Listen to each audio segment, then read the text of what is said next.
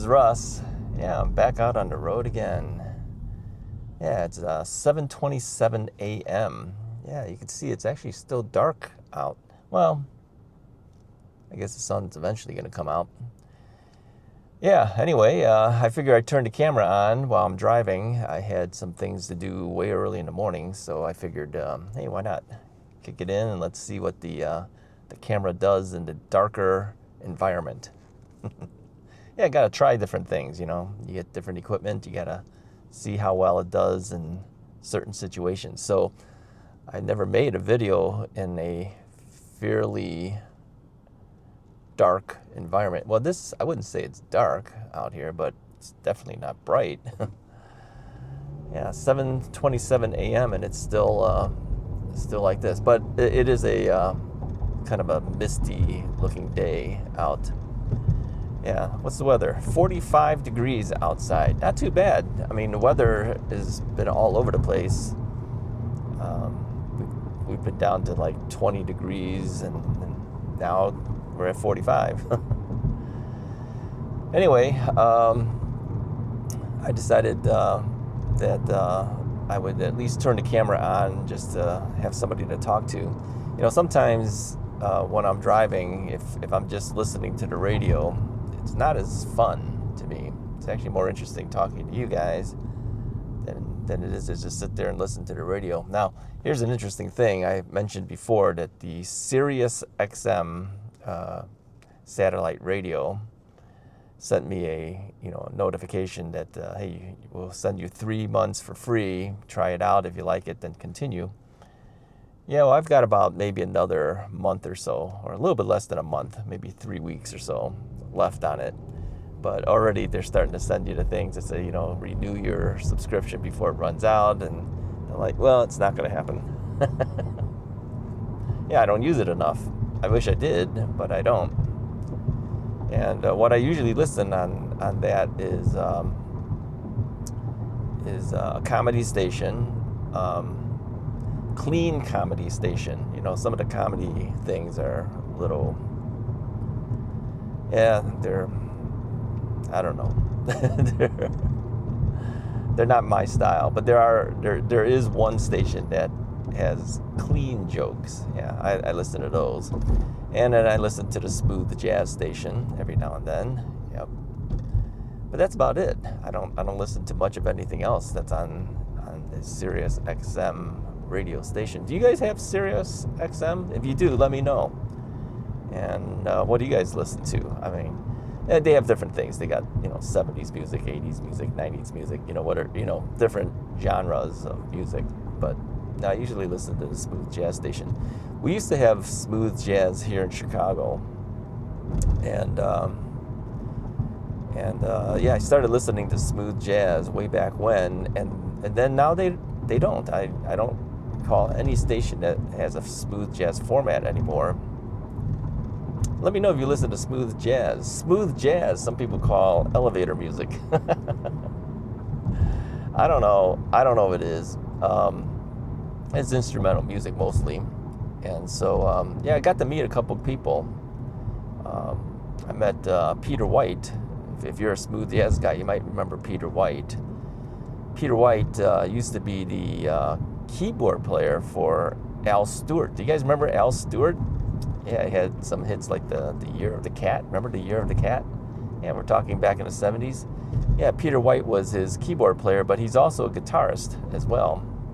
And he also played guitar for Al Stewart as well. Al Stewart's from the UK. Peter White's from the UK as well.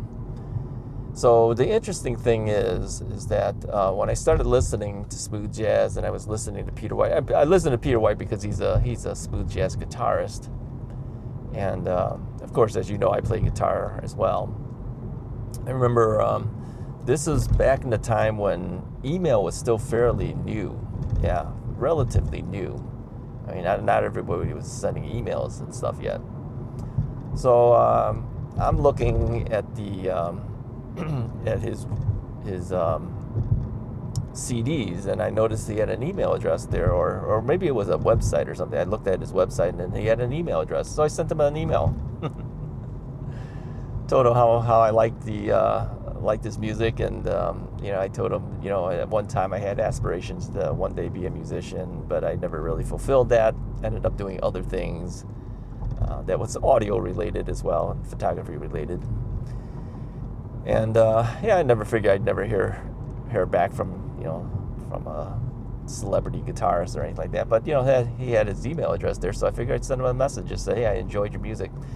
And I actually went to one of his concerts too. Yeah. Over here. Went to one of his concerts at Navy Pier in Chicago. He was on stage, and he was also playing with a guy named Craig Chaquico. Do you remember Craig Chaquico? Craig Chaquico was, I think, was opening for Peter White.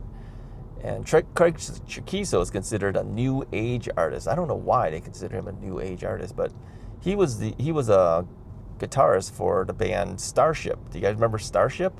Yeah, Starship was the offshoot of the Jefferson Starship, which was the offshoot of the Jefferson Airplane. Remember Grace Slick? Do you guys remember that name? Well, Craig Chaquico was the guitarist for Starship. And so I sent him an email as well. Interesting thing is that both of these guys responded back to me. Yeah, they emailed back to me. And we got into a little conversation and email back and forth. And so I don't know. I don't know. Maybe they were new to email as well. I don't know. But I was surprised that to hear back from them, and I wasn't really sure. Am I actually hearing from them, or am I hearing from a publicist, or who's responding to me here, right? So I said, well, I'll just kind of keep the conversation going, and we talked about different things and the like. And then Peter White was telling me that he was going to be playing at the Kettle Moraine Festival up in Wisconsin. And he says, would you like to come to the concert? I says, oh yeah. He says, well, we'll leave tickets for you, because he was again still playing with Craig Chaquico at the time. He says, we'll leave some will call tickets for you at the gate. So all you have to do is let them know that you're there, and we'll have some tickets for you to come see the concert. So I said, okay. So I invited my friend Gail, and then Mrs. Wright and daughter Wright, who was still a little kid. We all went up to Wisconsin. I was thinking, well, I really hope that this isn't a fluke thing, that that really is kind of is not going to happen. I drive all the way up there and there's no tickets for us. No, there was tickets for us. Yeah, they left the tickets for us. And so after the concert, we got to meet and talk firsthand, and yeah, really nice guys. Both of them said, yeah, we really appreciate your email and everything. And over the years, I had gone to see Peter White many times at the Chicago Theater. And then after the concert, we'd all hang out. Gail would go with me many times because she enjoyed his music as well. Mrs. Wright, she doesn't care. She stayed home. So my friend Gail and I, Gail's a female, Gail and I would go to the concerts and meet up with Peter White after the concert. Now these concerts, of course, go rather late, so we'd meet up after the concert, say hello, and then we'd all go out for dinner. It is kind of funny that from some simple thing as an email message, you get to know these people, and we did that for several years. In fact, I haven't seen Peter White in a while, quite a few years actually, maybe a good, I don't know, maybe 10 years. It's been a while, and but anyways, I was teaching photography at my photography school, and one of the students told me he was going on a cruise and he wanted to learn how to use his photography for the cruise. I says, well, where are you going? He told me it was a smooth jazz cruise. I go, oh yeah, okay, I've heard about that. Yeah, I says, yeah, guys like Peter White and Dave Koz and these other guys would do these smooth jazz cruises. He goes, oh, that's where I'm going. I go, okay, here's what I want you to do. When you see Peter White on the cruise, tell him Russ says hi. So he did. Peter White says, oh yeah. He says, I remember Russ. He goes, go back and say hi back to him.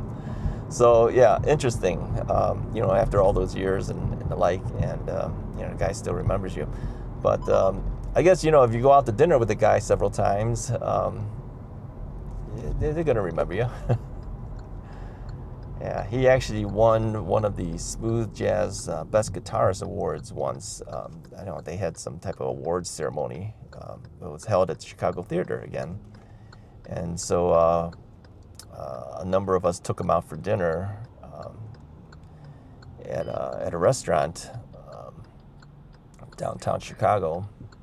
I actually set that up for that because we knew a number of people from his fan club. Yeah, I was part of his fan club. Decided, well, after the event, let's all go out for dinner. So yeah, we set that up for him. But it's kind of interesting, because he's, I had to drive him there and everything like that. I had his guitar in my trunk of my car and everything. And so I remember one time while we were at one of these dinners afterwards, we were comparing the length of our fingernails. And the reason is because, if you're playing finger style where you're picking, right? Your fingernails have to be a certain length. Let me turn this off here. Have to be a certain length in order for you to get certain tone out of your guitar strings. He plays a nylon string guitar, and I also play nylon too at times, as well as a steel string acoustic guitar. He's an acoustic guitar player. And so we were comparing fingernail lengths, and then we were also comparing, because he uses fingernail polish in order to strengthen it. He uses Sally Hansen's Hardest Nails. It's a clear polish. I told him I tried that once. I says, yeah, but it's kind of shiny. And it's only on one hand, and and you got longer nails, you kind of look a little weird. So yeah, he says, well, you either do that or your nails will break. Yeah, it's true. And he relies on it. That's his profession. He's a professional musician, right? So anyway, yeah, it was interesting. Yeah, let me know in the comments below. Have you ever emailed any celebrity and become friends with that celebrity because of the email?